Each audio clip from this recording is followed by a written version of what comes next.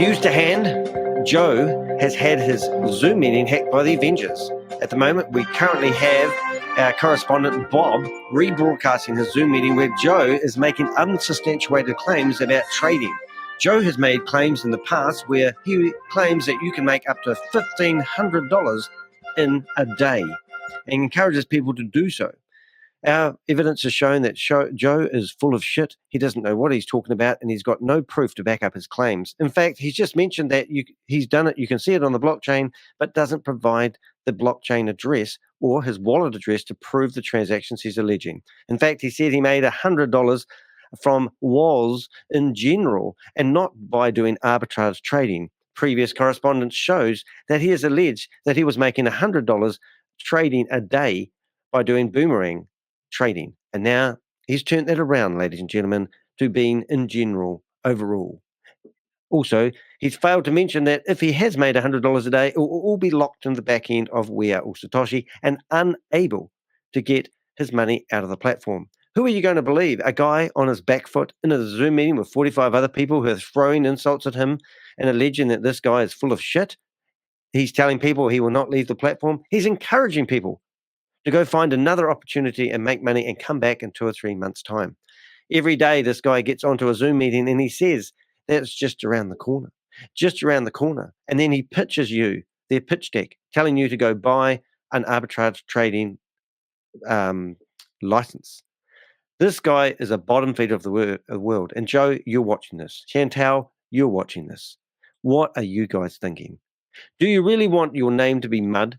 I'm going to do my best to name and shame you guys and fully expose you guys for the fraudsters that you are. We are currently looking at Joe's wallet address and we cannot see any transactions. Hopefully our correspondent Bob will be back, but let me show you what I'm looking at so you know that I'm not full of shit. We are looking at the Joe's wallet address. And if we look here, we can actually see what Joe has been doing. And we cannot actually find any arbitrage trading. Oh, we can. Yes, we can. Ladies and gentlemen, here is a successful trade. Not arbitrage trading, because arbitrage trading makes... This is the wallet that Joe has been using since day dot when connected to. Now, he's still transferring money around 5 days ago. And if we go down here and we look for a request flash loan, it was done 45 days ago. And we have labeled the wallet, and we know this is his wallet because we've managed to get the hash from the demos that he's been claiming. We click into one of those and we look at an arbitrage trade. This is real-time stuff, ladies and gentlemen. Well, it's not real-time. This was his last successful trade. He come along and he traded 100 flash loan money. And if you go down to the fourth line, you can see that this didn't actually make any money. It actually remained the same, but it did actually lose nearly a cent. This was because he was trading 2 stable coins. So he traded $100 and there was a deficiency of 99.999, which is just short of a cent. 1 cent difference between these arbitrage for $100. So that's stupid. Why would you trade 2 stable coins in the first place? I must ask. But if you come down to the bottom here, you can see that 98 cents was actually paid into his MetaMask wallet for the transaction, and there was a 3% gas fee. Questions. We want Joe to come on here and we want to talk to you, and we want you to explain line by line what this actually means, because we do know what it means, and we know there's no 98 cents profit in there. This money was paid out via the BOOMERANG fund controller V3 account, which is part of the smart contract that runs this fake arbitrage trading platform. They are using Joe's money that he paid for a $500 license, and they're paying you back from your own money and topping up your MetaMask wallet after this transaction is done. It is crazy. Now, how do we know this is true? Well, if you went to the main, I think it's this one here, the main liquidity wallet, we found that they have a wallet where they had to keep it loaded with money so that to make these transactions go through. So this is the WOZ, let's say, funding account. If we come here, we can see the different exchanges that they have kept topped up. And as you can see, they're all at 0.11103, 31 cents, 34 cents, and $2. And this $2 actually came from me because I didn't know much about crypto, and I transferred Binance USDT into the platform, and they're not using that because it's on the Polygon network. So then we loaded in $5, and then we noticed that the trading resumed. Yes, when the trading was plugged in, it resumed as soon as we topped up this wallet, which proved to us that there's no arbitrage trading going on. In fact, it's all a simulation of arbitrage trading. They are requesting real flash loans. They are just basically exchanging from one platform to another to create a transaction that you think is real, and then they are paying you into your MetaMask wallet from this wallet address. When we showed this on our videos the next day, the code that was generating the how much they pay you from the website was removed. And, as breathtaking as that may sound, if you go to the test wallet now, you can actually see they were telling people that these trades that you see here are where you can pick what trade that you want to select. So we've done this yesterday and we've done this day in, day out, and this is a prime example. So here is DAO, and I don't even know what USDC.E is, but here's a profit available for you to trade at 0.4338. And if you go down here, here's the same two exchanges going the opposite way, and you can make a profit of 0.8515. And if we wait here for a second, I've done this so many times, it will refresh. And I think it just has refreshed, but it hasn't refreshed with new market opportunities. Now, arbitrage trading, if you do a search on ChatGPT and ask what arbitrage trading is, you'll find it's done very swiftly. And if there's a deficiency on one exchange and the other one, you can basically trade and take out the money. Normally, arbitrage trading involves millions of dollars being transferred from one place to another, and the insufficiencies. Imagine that you've got two supermarkets and they're both selling bananas at $1.99, and this company is selling their bananas at $3.99, and they don't realize that the market has updated the price, and they haven't updated in that split second where the market they haven't checked the price at the market and updated their prices, a bit like petrol. Then you can trade between these two platforms and make a money until this company here goes, oh my God, we're selling bananas too cheap. We better go back and check the market rate. That's what arbitrage trading basically is. But in the big world, can you go in with your $100 and make what Chavis alleged that he was making consistently for 2 days trades with 4% profit. So he was alleging that the supermarket had a bunch of bananas for $8, and this supermarket had a bunch of bananas for $4.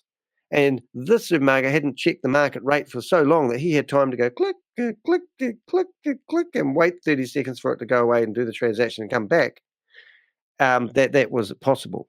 Now, there's never, ever been any trades that have actually made money. We've never, ever seen any trades that have actually made a profit from what they call arbitrage trading, which means, ladies and gentlemen, this is not arbitrage trading. This is a lie. This is multi-level marketing. They are grasping at straws. They are literally trying to convince you that they have a product, because any dirty, disgusting bottom feeder of the planet, which is Joe, which is Chantal, which is Carl Miller, which is Yvonne Henry, we've destroyed Kate Longley. She's no longer. She's worried about losing her job. We've contacted her employer and said, look at this lady on camera. She's representing your school kids. We are going to go to the parents of the school that Kate Longley works at. You need to stop this lady. So she's disappeared. We're going to do the same with Chantal. We're going to find out where Joe lives. We need your help. We need you guys to go to theheck.com, supply any information you know about Joe. Obviously, there was 45 people in Joe's Zoom meeting right now, and our correspondent, Bob, had broadcasted that meeting. It is absolutely breathtaking that we get this information. It shows that 45 people in Joe's Zoom meeting hate him. They hate what's happening here. They are upset. We had a brilliant poll by the German team that was chucked into our room, and we've actually added that poll as much as we can. We couldn't add all the poll because I'm going to go back into that room and we'll see if we can tab that out. But this poll was done in the German meeting, and it says, share your current state of mind about Boomerang. Alan Walker. Hey, it's Alan Walker. Cool. And it says, I will get my refund back. Now, this is the next part of the scam. Is people will now start thinking that they will get their money back. You will not get your money back. This money is probably taken off to some Cayman Island. Now, did you know that the group behind this is called Hypertech Group? Hypertech Group was originally registered, allegedly, in the Cayman Islands. Hypertech Group originated from Australia. They moved over to Hong Kong. We've got meetings of them in their board meetings, 20 people in a board meeting in Hong Kong running Hypertech board meetings. I believe the organisation behind this is bigger than Chavis and Sam Lee. I believe it's the organisation called Hypertech Group. That's my thing. I've been researching this for over 2.5 years. I know my shit, I believe. This has nothing to do with Chavis. Chavis is just a puppet. Somebody's got their hand up his bum and they're making him squawk like a budgie. This is a poll from some people. They believe that I will get my refund back. Well, that's not going to be possible. Rory Kanacha comes to mind. He's claimed that he's going to be the representative to a class action lawsuit against Sam Lee and the organisation Hypertech Group. And he's rallied around telling everyone there's got 20,000 people who want their money back. And he's like the village people, and he's marching to the castle demanding to get their money back.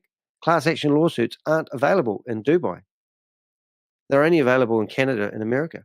So you'd have to get the Americans to expedite, which there's no expedition thingy for getting Sam out of Dubai.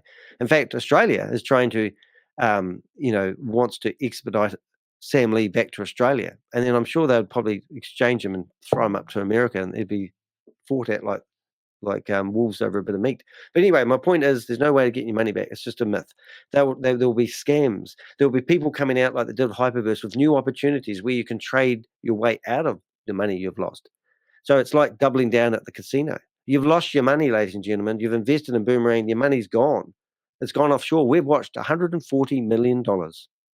$140 million has been transferred from Woz wallets off into other real tricky, complex crypto transactions. And it's literally like they're stacking gold bars of crypto into a safe.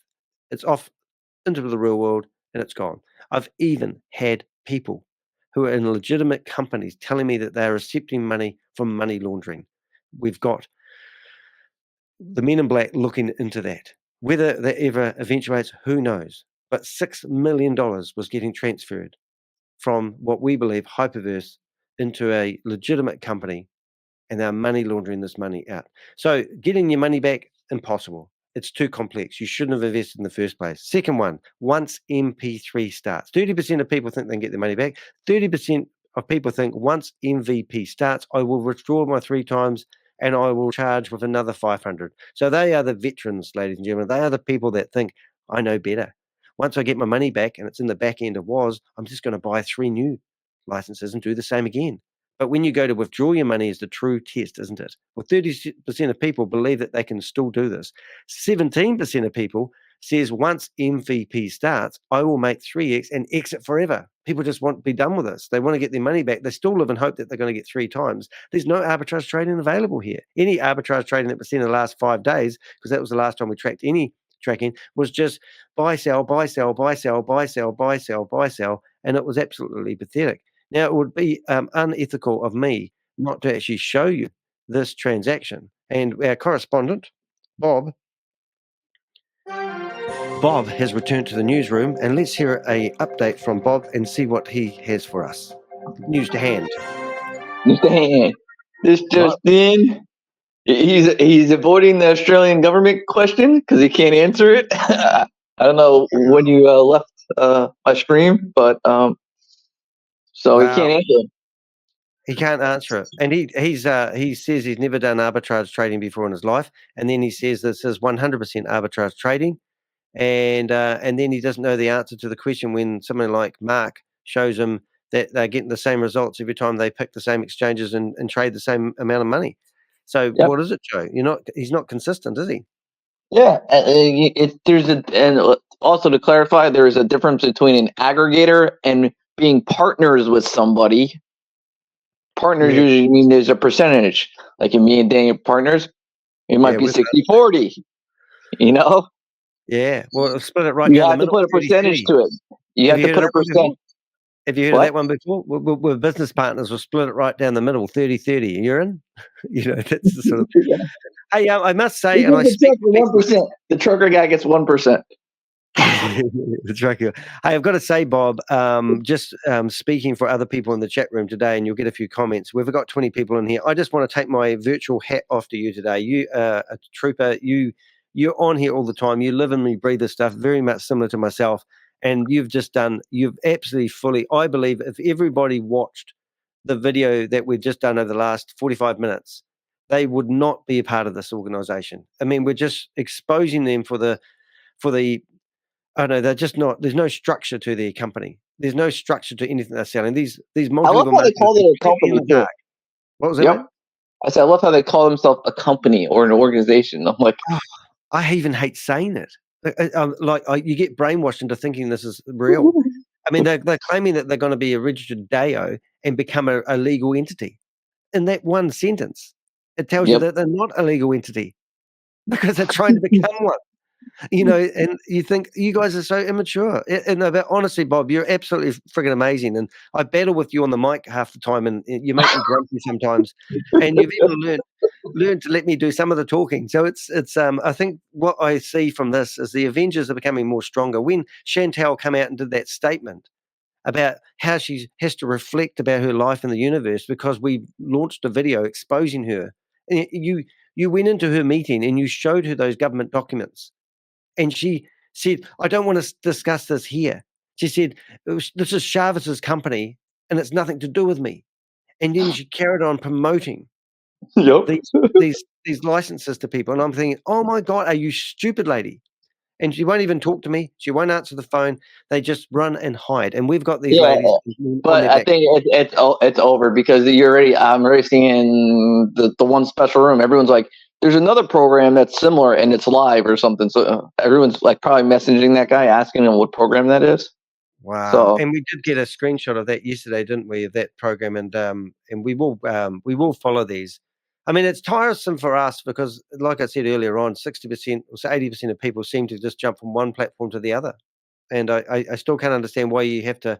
I mean, go buy some crypto, and just have a play. I mean, I bought Ruby Coin, and I didn't buy Ruby. I did actually. I personally put in about $90, and I got donations from people, and I used all that money to buy Ruby Coin. It went up to $1,200 from $250. And I thought, wow, that's amazing. Now it's back to about $600. I'm going, I wish I sold it when it was $1,200. But it's fun, and I'm not risking anything. And I've tried to research the company that I've put my money into, and other people have followed me a little bit, and it's fun. But and then people just say, oh, you got to have those, that long liberty sort of. You stay, you don't. But go play around crypto, and we don't mind sharing what we know about it. I mean, I didn't know how to set up a MetaMask wallet. I still didn't know how to hide my 10-word hash, which is I've really remembered how to do that now. Apple and then banana, and then how does it go? Apple, banana, surfboard, surf, and then the last 6 were Toyota, margarita because I like margaritas, and then it was orange, and then they had another couple. Oh, they skydive and jump. Yeah, and that's how I've remembered my because you should remember your 10-word hash. You shouldn't give that out to people. And if you write it down like I have in my drawer over there, somebody could break into my house and steal my MetaMask keys. So you've got to memorize those things. So come up with a pattern and practice it with your friends. And say it over and over again so you know your MetaMask hash, and then you're going to be safe on the internet. Remember, you heard it here first. So where were we with this poll? I will never start. I love this. 8% of people said, I will never start. Never start. It will never start, motherfucker Chavez. And team scammed us big time. I love that one. I'm not going to stop here. Even if I have to spend more, I will fuck those motherfuckers' ass. Woo. I think that means ass, as we said earlier on. And 8% of people said, hey, cool. If it comes, then great. Else we'll move on to the next scam project and invest. Oh my God, these people know this is where we're going wrong because these people know that these are scam projects, but they're hoping to get their seed money back as soon as they can and then play with house money. That's how they play. Sam Lee, even though we've taken so much piss take out of Sam Lee, Sam said every project, no, this is May Summervu. She said every project has a start and a finish. Yep. You need to understand that. Every project has a start date and an end date. And she said what you do is you go in there and you invest on day 0. So you've got to be on the very first top of the pyramid and you invest your money. And then you work like a beaver and it's promote, sell packages. And then she said, get your seed money back and then worry about your 1 times, your 3 times, and your 10x. And that's the cookie cutter thing that she says that you've got to do to be a successful trader. And then what happened? Well, we had Vend relaunch, and they were launching a project every single day. They had 15 different projects, and they were making unsubstantiated claims that you invest $100 and you're going to get 20% of your money back in 30 days. And they're still going today, but they have 15 people in their freaking Zoom meetings. You can't make this shit up. Hey, Susie, nice to see you here. Hold it, Susie. One for you. You ready? Oh, no, wrong button. Hold it. I've got a special key for... That's Susie. She's our correspondent. See? She's a very fast typist and uses a clunky keyboard. So we've got our sound files for everyone. I did do these earlier on. We've got... That's Bob. He's our hero for the day. That's our crazy truck driver. We call him Richard, but he's actually called Crypto Dynamo. Now he drives a matte black truck through the desert, and he's got one of those cages on the front and in there it's a cardboard cutout of Sharvis. Now we want to replace the cardboard cutout to a real Sharvis. So if you know where Sharvis lives and you've got his home address and you're watching this, please share it with the Avengers. We'd love to make that possible. Yeah. And then, of course, we do have the pussy. Meow. That's Rob. He's a little bit softer than the rest of us. He doesn't sort of commit to saying it's a scam, but he lets you determine. He provides the evidence and lets you judge whether it's a scam or not. I call him a kitty cat, but he's nice. And he'll be listening to this right now, and I'm sure he'll be going, I'm going to get on there and defend myself. And this is the other thing that I think you would have to agree with me here, Bob, and you agree with a lot of things I say, thank goodness, is that there's 400 people in a Zoom meeting, and they ask you to put your hand up and ask a question. Now, you might be fearful thinking, I don't really want to ask questions about my investment because they're going to kick me out. Well, that could happen. But why is there only 3 or 4 hands up when there's 400 people in a Zoom meeting? Are they real people in these Zoom meetings is one question. And why don't people start asking these questions? And why don't the village people storm the castle? It's good for Donald Trump. It worked for him. So anyway, I've done enough talking. So what should we do now? I don't. What's the next plan of attack? What? What's the next plan of attack? I was just looking at this hash transaction. This is the transaction that went through the other day. And this is the one that the Germans discussed, and it basically traded all the different exchanges, and then at the very bottom they started with $16.90. To all the people who are, if you're watching the show, the IC3 will never contact you or Telegram. What's that mean? The IC3? It's the how you file a criminal complaint. I forget. Because I'm seeing people are they're like, oh yeah, I know it's fake. I'm gonna get my money back. They told me they could recover my funds. I'm like, lady, I hope you didn't give them any information. That's a scam. Yeah. And it's a shame that I get that all the time. So Vera, you might think that's a joke. Vera invested $40,000 into a trading platform and had a specialist trader trade it for her, and within 2 weeks lost all the money. So she jumped up and down. They gave her $10,000. She traded for 2 days herself with the knowledge that she learned from the scummy trader, made $100,000, went to withdraw the money. And then they said, no, you can't withdraw the money because we gave you the $10,000 that you used to make the money. But if you pay us another $10,000, we will let you have half the money. She didn't pay that money. So she went to a crypto, she invested $45,000 into Hyperverse. She managed to claw back $23,000. Then she was told to transfer her money from Hyperverse into Hypernation. She did that. Then Carl Miller came along and said, hey, what about Diversal? Why don't you transfer your money from Hypernation into Diversal? Blah, blah, blah, blah, blah. And it goes on and on and on. Long story short, she went to a crypto recovery company. I think that's going to be the best playing that evidence in court. So like, it's going to show that he's a criminal fraudster. Oh, it's going to be great. We've got so much evidence on these guys. And as I said earlier on in this live broadcast, that it takes 2 years for the men in black to come up with a case. And they need evidence once they've got this case. So, for example, Bitcoin Rodney, I knew he was going to be arrested before you did. Now, Bitcoin Rodney was trying to sell his vehicles to government agents. And those government agents knew that he was trying to flee to Dubai.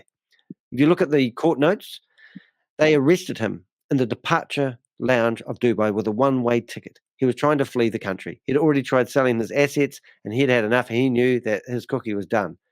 Bitcoin Rodney had already been locked up for 5 years with other things he'd done in the past.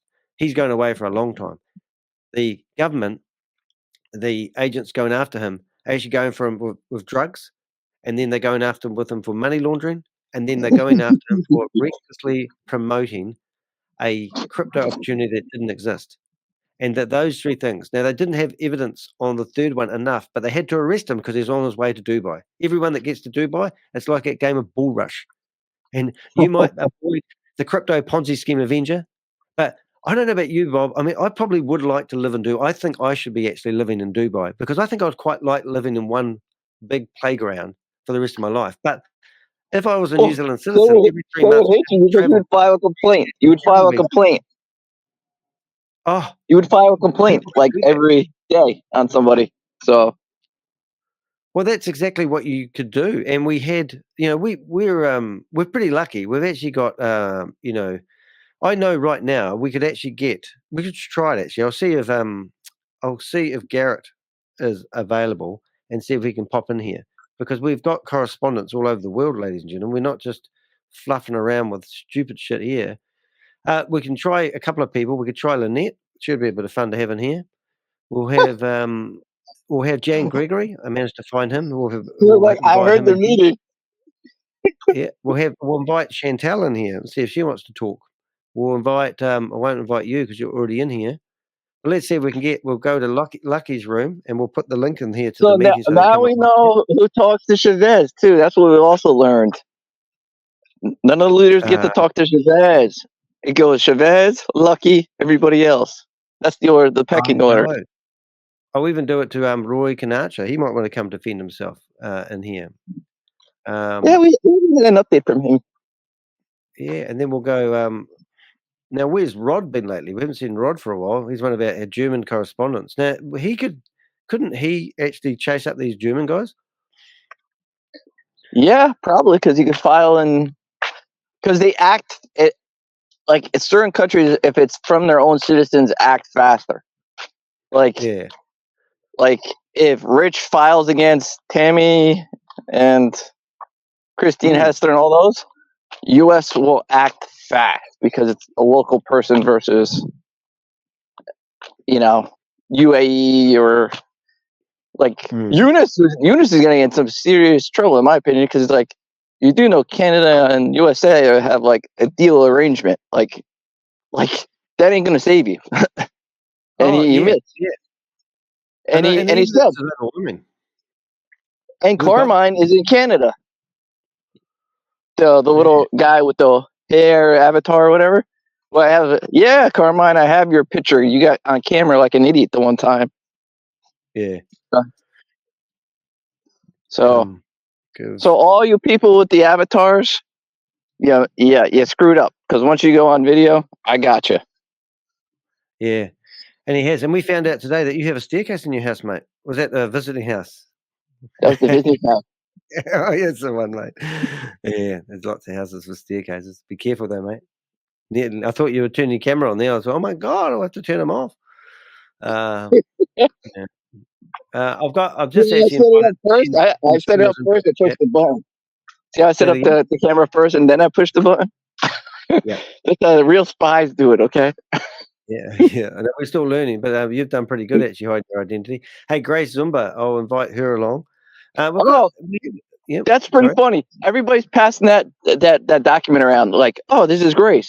And then you get mixed reactions. Somebody's like, some people are reading the article and like, wow, she's this bar judge and she's doing this crap now. And other people are going, I think they're just reading like the headline or the first one of her election. Yep. And they're like, oh, we have a judge in it. It's got to be good. I'm like, you could read the article. Oh my God. Yeah.